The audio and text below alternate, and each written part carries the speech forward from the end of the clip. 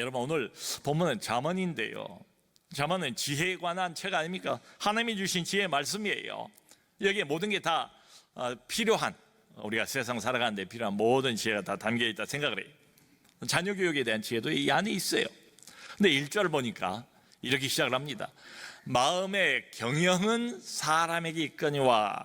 이 마음의 경영이라고 할 때 이 경영이라는 말은 계획을 말합니다. 계획. 영어로는 플랜이에요. 플랜. 계획. 이게 계획은 사람이 세우는데요, 이게 맞는 말 아닙니까? 어떤 일을 하려고 할 때에 하기 전에 우선 계획을 세워야 되지 않아요? 사업도 그렇지만 그 중요한 자녀를 양육하는 문제도 계획을 세우는 게 뭐 일반적인 상식 아니겠어요? 다들 그렇게 하면서 살아요. 계획을 세워요. 마땅해요. 뭐 잘못된 거 없어요. 그러니까 자녀에 대한 계획도 세우고 거기 뭐 청사진도 이렇게 그럴듯하게 그려보고 말이죠. 특별히 이 지역은 더 그러지 않을까. 대한민국 안에서도 가장 교육열이 높다는 강남 지역이니까 말이지요, 자녀 교육에 대해서 젊은 부부들도 보면 참 그 비전이 크지요. 아주 세밀한 계획을 세웁니다. 그러니까 아직 어리지만 이때는 이렇게 하고 저때는 저렇게 하고 자녀에 관해서 마음이 담겨요. 부모의 마음이. 이제는 뭐 보통 명사가 되어버린 선행학습도 시키고 조기 영어 교육도 시키고, 또 필요하다 싶으면 좀 비싼 돈을 들여서라도 선생님을 불러다가 개인 과외도 시키고 말이죠. 최선을 다해요.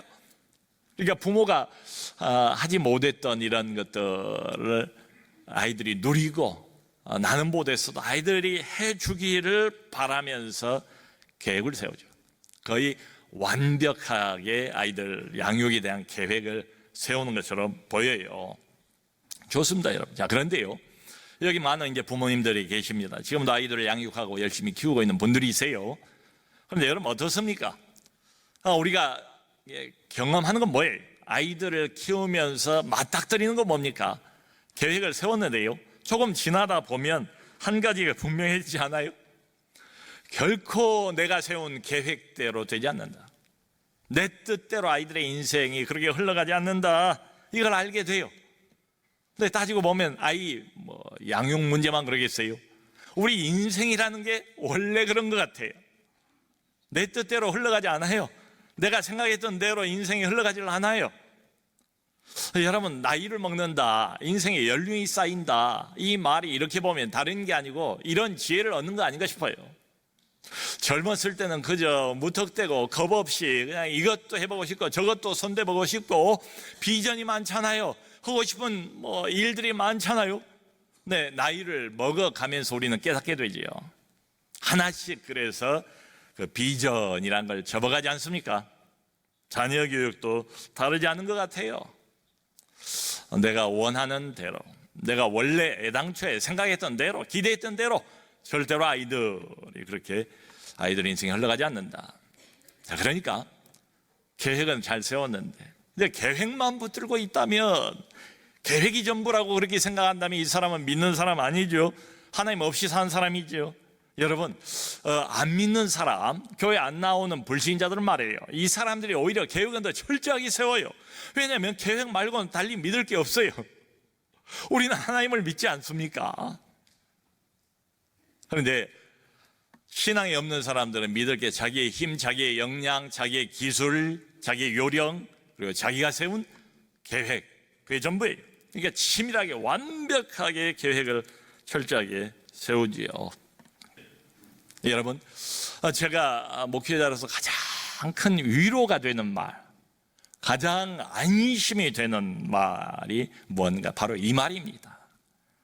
난 사람이에요. 나는 한계가 있어요. 제가 저를 잘 알아요. 부족하고 모자란 건 두성인데 하나님이 이 교회의 실질적인 운영권자 되신다. 하나님이 이 교회의 최종적인 결정권자 되신다. 아멘, 그렇습니다. 그러면서 제가 종종 이런 기도를 합니다. 하나님이여, 하나님이여, 나의 미련한 것을 하나님이 잘 아시지 않습니까? 나의 어리석은 것을 하나님이 잘 아시지 않습니까? 이 교회를 절대로 제게만 맡기지 마시고 주님의 교회입니다. 주님이 친히 인도하여 주옵소서. 여러분, 아무리 출중하고 뛰어난 것처럼 보이는 사람도요, 사람은 사람일 뿐입니다. 한계가 있어요. 그러니까 우리가 계획은 잘 세워야 됩니다. 그건 맞아요. 계획, 플랜 다 좋아요, 필요해요. 근데 이루는 것, 이 계획을 실제로 이루는 건 전혀 다른 문제다. 이걸 기억해야 돼요.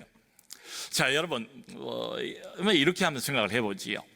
어떤 사람이 계획을 세울 때에, 더군다나 자녀 양육에 대한 계획을 세운다고 합시다. 계획을 세울 때 안 좋은 계획을 세운 사람 봤습니까?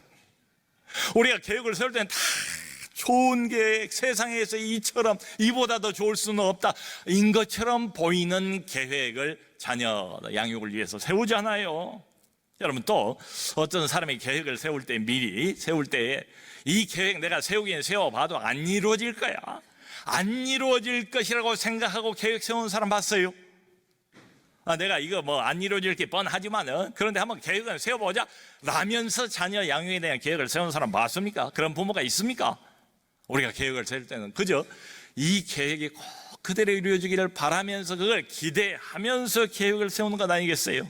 자, 그러니까 우리가 세우는 계획, 마음의 경영은 사람에게 있다고 그랬는데 우리가 세우는 모든 계획은 한마디로 다 좋은 계획, 다 그럴듯한 계획, 다 바람직한 계획이에요. 계획은. 그런데 성경의 선언은 그 이후로 이 계획이 어떻게 될지는 알 수 없다. 실제로 이 일의 전후 좌우를 우린 잘 몰라요. 잘 못 봐요. 눈앞에 보이는 것도 잘못 해석하는 경우가 얼마나 많은데요. 그 일의 뒤, 그 일의 앞, 그 일의 옆, 이쪽을 우리는 못 봐요. 전후좌우를 못 봐요. 내일 일도 몰라요. 내일 무슨 일이 기다리고 있는지 전혀 새까맣게 몰라요. 이게 인생이다. 그러므로 성경의 선포는 이겁니다. 계획은 당신이 알아서 좋은 계획, 그럴듯한 계획을 마음대로 세운다 할지라도 이 사실 하나를 잊지 말라. 인생 결론은, 일의 성취는 결코 사람이 만드는 게 아니다. 사람이 만들 수 없다. 이걸 알아야 됩니다. 이걸 기억해야 됩니다. 우리 아이들 자녀 교육에 대해서도 말이지요.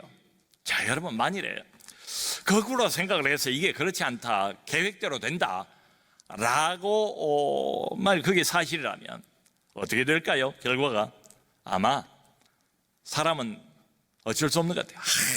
한없이 교만해질 것 같아요. 내 뜻대로 다 되고 내 생각대로 다 되고 내 계획했던 대로 다 이루어진다면 하나님 바라볼 필요가 있습니까? 하나님께 손 내밀 필요가 있습니까? 하나님께 기도할 이유가 있습니까? 내가 원하는 대로, 내가 세운 계획대로 내가 만들어낼 수 있다면 결과를 하나님 앞에 두 손 들고 나갈 이유가 있습니까? 하나님이 아니 필요한 존재이긴 하겠습니까? 내 인생에? 아니죠.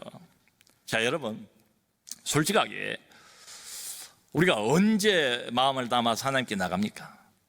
언제 우리가 진심으로 살아계신 하나님 앞에서 낮아집니까? 언제 우리가 안 그러다가 정말 마음을 담아서 통회하는 심정으로 하나님 앞에 기도를 올립니까? 내 뜻대로 잘 될 때입니까? 내 계획대로 다 이루어질 때 그렇습니까? 아니죠. 아니죠. 그 반대지요. 내 생각대로 안 될 때죠.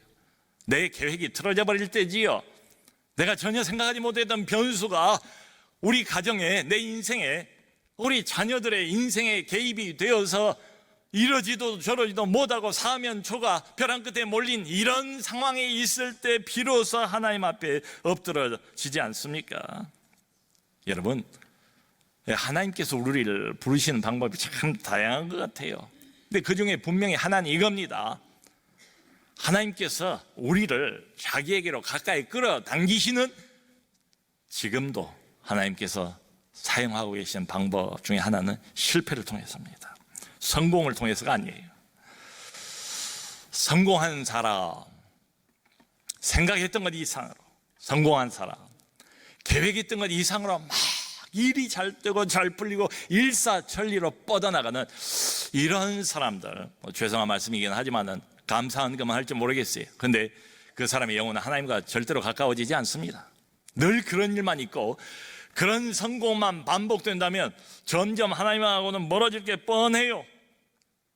하나님이 점점 필요 없는 그런 존재로, 내 인생의 저 변두리로 밀려날 겁니다.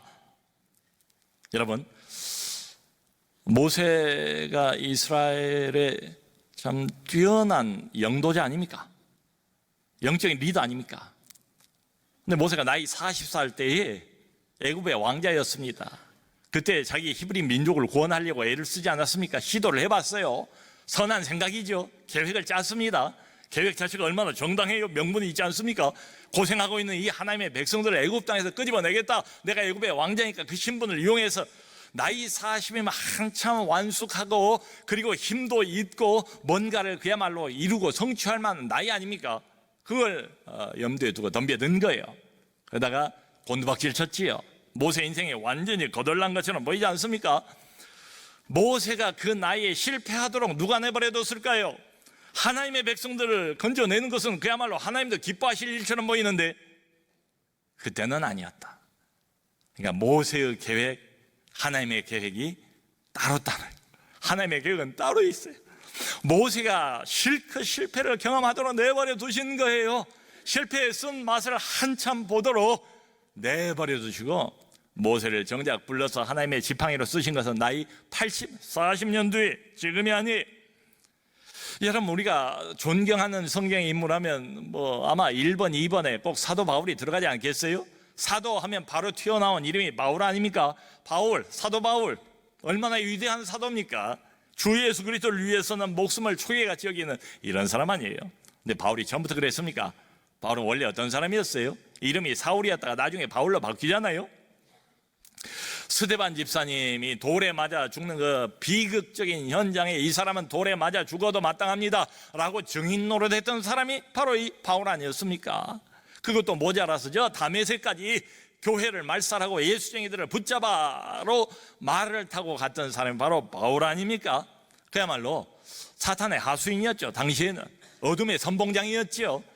교회 핍박자로서, 예수 핍박자로서 어둠을 마음껏 총행무진하도록 우리 하나님께서 내버려 두신 거예요. 영적으로 한없는 어둠과 실패를 경험하도록 잠깐 우리 하나님께서 내버려 두셨어요. 실패하도록 내버려 두셨어요. 저는 그런 생각이 들어요. 하나님이 우리를 사랑하시기 때문에 때로는 하나님이 우리의 인생 안에서 자녀 교육도 마찬가지로 실패를 의도하신다. 아마 틀리지 않을 겁니다. 성경에 이런 내용을 여기저기서 많이 보여주고 있으니까요. 우리 인생에서 하나님께서 좌절을 의도하시는 경우들이 왜 없겠어요? 자녀 양육 문제도 다르지 않다. 내 뜻대로 안 돼요. 내 계획대로 안 돼요. 갈 때까지 가버린 경우도 있어요. 속수무책인 경우도 있어요. 여러분, 이런 때야말로 하나님 찾을 때 아닙니까? 하나님 바라볼 때 아닙니까? 본격적으로 하나님 앞에 통에 잡아가면서 심령을 쏟아 부으면서 하나님 앞에 엎드려 기도할 때 아니겠습니까? 우리가 말로는 자녀를 키우는 것 같잖아요. 자녀를 우리가 양육한다고 하지만 실제로는 결과를 보면 많은 경우가 자녀 양육을 통해서 사실은 하나님께서, 하늘의 부모님이신 하나님께서 부모인 우리를 하나님의 사람으로, 믿음의 사람으로 양육하고 계신 것 아닌가? 그게 틀리지 않을 겁니다. 많은 경우가 그래요. 여러분, 자녀를 우리가 물릴 수 있습니까? 자녀를 내 자녀 아니라고 취소할 수 있습니까? 자녀를 흔히 하는 말처럼 호적에서 팔 수 있습니까?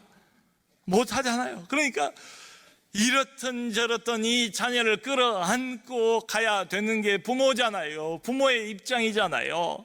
이게 얘가 닳고 속을 썩을 대로 썩고 문드러질 대로 문드러지는 이런 것들을 경험을 하면서 사실은 부모가 믿음의 사람으로, 하나님의 사람으로 양육을 받고 있는 것 아닌가 하는 생각이 들어요. 그래서 여기 9절 보면 이런 말을 해요. 사람이 마음으로 자기의 앞길을 계획한다 할지라도 실제로 그 발걸음을 인도하신 이는 하나님이시다. 1절과 9절의 개념이 비슷해요. 오버랩되어 있습니다. 근데 더 구체적으로 말해요. 9절에서 자기 앞길을 사람이 계획한대요. 1절에서 마음의 경영, 계획은 사람이 세운다. 우리도 우리 앞길은 우리가 계획해요. 자녀의 앞길도 부모가 계획해요. 근데 뒤가 중요합니다. 실제로 이 단어가 굉장히 와닿지 않습니까? 실제로 팩트는 뭐냐? 사실은 뭐냐? 알고 보면 뭐냐? 그 발걸음을 인도하시는 분은 따로 계시다. 그건 부모가 아니래요. 내 계획이 아니래요. 하나님이 인도하신다. 아멘, 아멘. 근데 여러분, 이 구절 표현 중에 발걸음을 인도하신다는 이 표현에 주목을 해야 됩니다. 왜 그런가 하면 하나님이 우리 인생을 인도하신다. 믿는 사람들이 뭐 대부분이에요. 거듭난 사람들은 다 이거 알아요. 다 믿어요. 그런데 하나님이 말하자면 우리 인생을 인도해 가셨는데, 우리 자녀의 인생을 인도해 가셨는데 10년 단위로 뭉뚱그려서 듬성듬성 인도해 가시는 게 아니래요. 한 걸음씩 인도해 가신대요.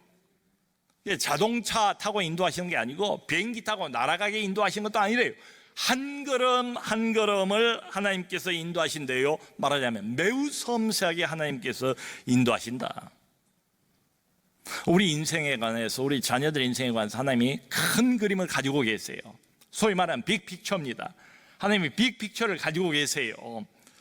그런데 하나님이 이렇게 빅픽처만 가지고 큰 계획만 인도하시는 게 아니라는 거예요. 아니라는 거예요. 자, 여러분, 예를 들어서 큰 그림, 화포, 굉장히 큰 그림 한번 생각해 봅시다. 대작, 마스터피스. 그런데 그 큰 그림도 결국은 다 완성을 하려면 어떻게 해야 됩니까? 부분 작은 부분까지도 세밀하게 보라색으로 칠하고 뭐 하얀색으로 칠하고 노란색으로 칠하고 부분을 다 칠해야 그게 결국은 완성이 돼서 큰 그림이 되지 않는가 이 말입니다. 자, 여러분, 하나님께서 우리 인생의 결론을 내시는 거 맞습니다. 맞아요. 아멘입니다. 그런데 그런 큰 결론은 그냥 나오지 않는다. 그런 큰 결론, 큰 그림에 도달하기 위해서는 무수히 많은 작은 발걸음들이 필요하다. 바로 그 작은 발걸음을 인도하신 분이 하나님이시다. 그러니까 매일매일의 발걸음, 오늘 일상생활에서 어떤 사람을 만난 일, 어떤 일이 주어지는 뭐 그런 거, 전혀 예상하지 못했는데 어떤 일을 만나기도 하는 이런 것 등등 말이죠. 매일 숨 쉬는 순간마다 하나님께서 섬세하게 우리의 발걸음을 인도하신다. 그 매일 임하시는 하나님의 간섭을 믿어야 한다, 이 말씀이죠. 오늘 어린이날인데요, 아이들에게 이제 조사를 해보면 애들이 그 성경 스토리를 좋아하지 않아요. 가장 좋아하는 성경 이야기가 요셉 이야기래요. 요셉 이야기. 여러분, 그 창세기 보면 요셉이 나오잖아요. 창세기가 50장까지 되어 있습니다. 그 요셉 이야기의 결론이 어디에 있는가 하면 마지막 그 창세기 50장 20절이에요. 요셉이 형들을 향해서 이렇게 말합니다. 아버지 야곱이 이제 돌아가셨어요. 야곱 아버지가 살아있을 동안에는 이 요셉이가 우리를 봐줬지만은 앙심을 품고 있다가 아버지가 이제 돌아가셨으니까 우리에게 해코지를 할지도 모른다 하면서 두려워했대요. 형들을 향해서 요셉이 이렇게 말합니다.